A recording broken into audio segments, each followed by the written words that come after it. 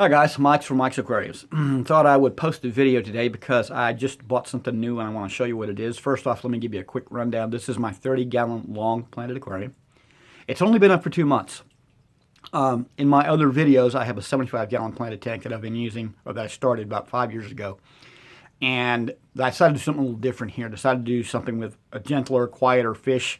There are 14 neon tetras in there right now. I intend to add about 10 or so more. Might add a couple more mollies. There's a black molly swimming around. You can see him over to the right side of the screen, just swam away. The big difference in this tank is I've never in my life tried sand as a substrate, and I did here. I use DIY root tabs made from Osmocote. It is a technical, high-tech tank because I have a CO2 in the back. I've got an hang on the back filter. And anyway, this is what's going on. That Amazon sword in the middle is, you wouldn't believe, that thing was about half that size when I got it. And the stuff on the right, I say stuff because I'm not even sure what it is, that big bunch right there, that was a couple of bunches from Petco, just simply labeled bunch plant. And I planted it, and it's overrunning the tank. I keep trimming it out. The fun part for me was the carpet stuff. I've never been able to successfully grow carpet in the other tanks, mainly because of lighting requirements. But here, it seems to be doing magnificently. That is dwarf sag on the far right. In the middle is hairgrass, and there's some dwarf sag grown up in it. Right in the middle is what they call a Dr. Seuss plant. It's growing, and I'm dying to see what it turns into because the pictures of it online are incredible. A little more hairgrass. And I've got the others to the left here that I got from PetSmart in those little cellophane packages where they're cultured. Good stuff. Okay? Like I said, there are 14 neon tetras and 2 mollies, and there are 2 mystery snails. I don't generally keep snails in aquariums. I don't like them because they can make a mess and they can multiply like crazy and it can cause a lot of problems, or at least that's the experience I've had in the past. However, for a sand bottom tank, I found that if you add trumpeter snails, and by the way, I have hundreds of them. I ordered a little box of 30, and now there's, who knows, lots and lots. And the reason I keep trumpeter snails is because they they aerate the soil just like an earthworm. They get down in that sand and they keep it so it doesn't pack, and they keep the waste out of it. So it's really kind of neat. And right there in the front, down at the bottom, that little tiny black dot. See if I can enlarge it. That's a nearite snail. I had 4. Be aware they will climb out of your tank, which mine did and died sadly. So, but this one had decided to stick around. Okay, what I intended to talk about today was water tests, and I've used 3 different ones. I started out with API. I went to CChem, and just yesterday I was at Petco, and I found this. This is the Fluval test kit. I used it, and I found it to be I believe, a sufficient or very good water test.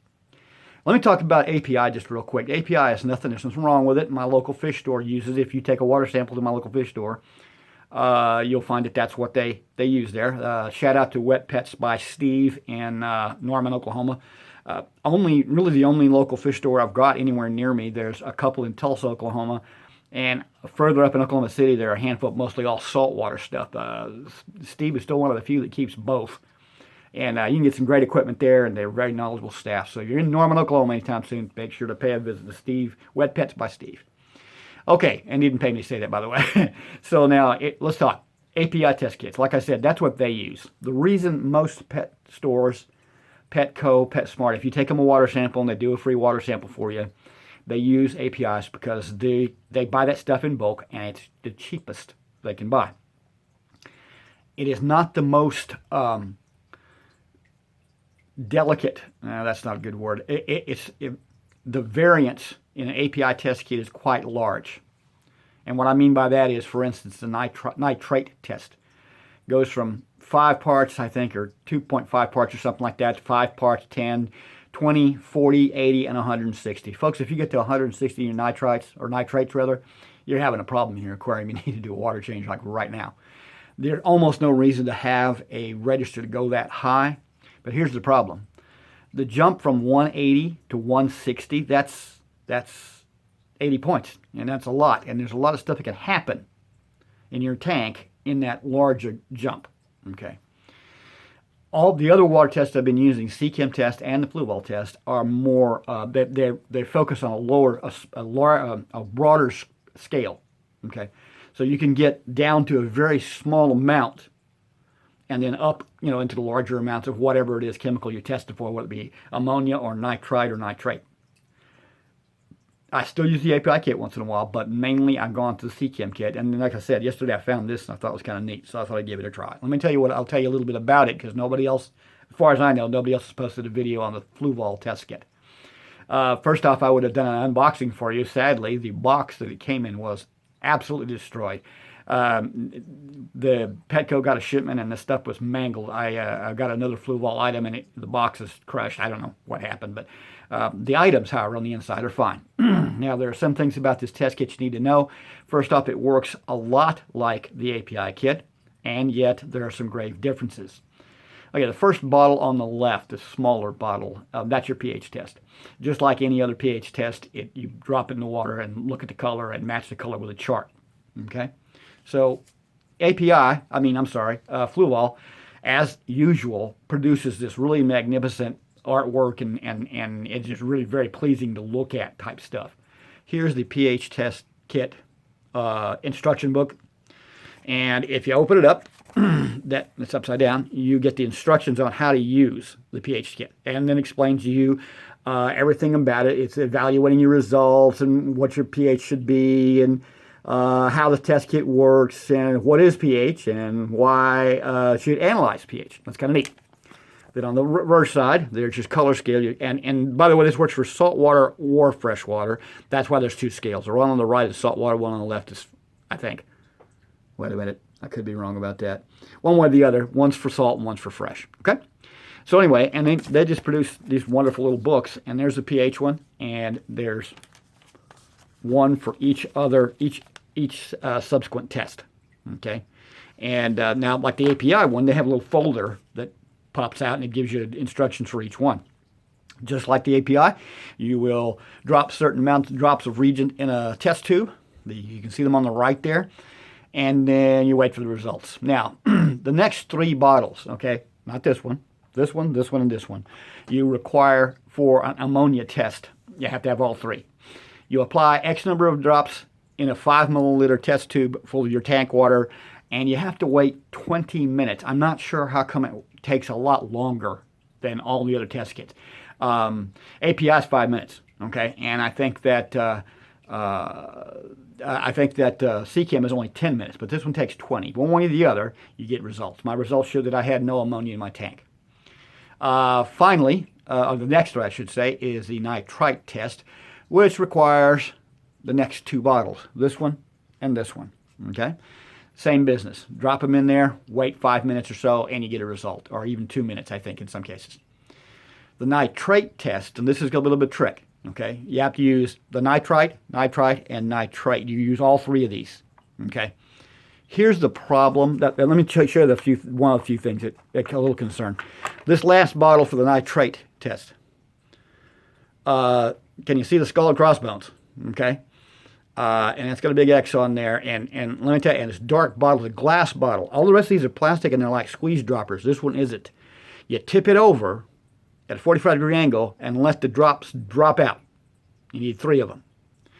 And this stuff smells pretty rough. So I don't know what the difference in the chemicals that Fluval is using than, say, for instance, API, but this appears to be somewhat dangerous. So if you're going to, I know as an adult you're probably not going to have a problem with it, but just make sure you don't have this around kids, I would think, because it appears to be fairly lethal. Anytime you put something in a darkened bottle, it means it's light sensitive, and so there's a concern about how this is kept.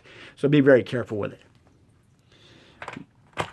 My test results were really good yesterday when I used this kit. I had no ammonia, no nitrite, and about 5 milligrams per liter of nitrate. Okay, and the pH was normal. It was neutral. It had 7. Okay, you get a cool little dropper to pull the water out of your tank with, and then finally you get these 2 test tubes. Now, here is a design flaw. Really cool little test tube, bigger around and heavier, thicker glass than the API ones, because I've broken so many of those, it's not even funny. But Fluval did one thing here that I don't care for. Now, I don't know how many times you've done a water test with any other kit, okay? But the one thing they tell you is that when you put the region near the water and you have to shake it, okay, you don't do this. You don't use your thumb to cover the lid when you shake. Okay. The reason you don't do that is because your thumb contacting the liquid actually can cause the result to change. The oils and so forth, the chemicals in your own body can alter the effect of the test. Now, here's the flaw. Okay. The little cap that they give you, the only way to put this cap on here, it's real hard to grab it by that little rim. You're going to wind up accidentally getting your hands on this part. Now, this may not have a problem, but it seems to me that if you do this is wrong, then playing with the cap like this is wrong, and it's real hard to get on there. Now, something else. When you put it on and squeeze it down, if you wait a second, watch. Can you see it there in the video? It literally will pop back out on its own. Okay, so you have to hang on to it. Once you get it in there, push it down, do your shaking, and then let go. Okay, and it will literally pop back out all by itself. So they probably needed it there. There you can see, there it goes. So that's something they probably need to work on. If I were them, I think I'd make a cap that you can actually hang on to from the top, so it'd be easier to hold and not touch in the wrong areas. I liked the results I got. They are consistent with the CChem results. And the API results, I guess, they're just not as fine-tuned. This seems to do quite well. I've enjoyed using that kit. I will continue to use it. What you all don't know is sitting behind me on the floor, and I'm not going to move this camera around a whole bunch and make you seasick, is a Fluval Evo 13.5, saltwater aquarium. Yes, that's right, getting into saltwater. Done it before many, many moons ago, and I'm going to try it again. Anyway, it's sitting back there right now. I've got a bunch of whistles and bells I've decided to attach to it, and I'm going to go ahead and do a setup video when I get it to the point where I'm ready to do that. And I'm probably going to use the Red Sea test kit because it's been recommended to me by a lot of saltwater keepers. There are even better ones, but they also get incredibly expensive. Anyway, folks, just I hope this little video about the test kit here, the Fluval test kit, will help you. So far, it's been really easy to use. I haven't had any difficulties with it. And again, the results have been very promising. So I think that I'm probably going to use it more. I'm going to sort of stop using the API kit after a while altogether and stick with either CChem or Fluval. And then when I get to the saltwater tank, we'll try the Red Sea and see what it does. Thanks for watching. Hope this helped you. And you guys all have a real good day and keep on fishing.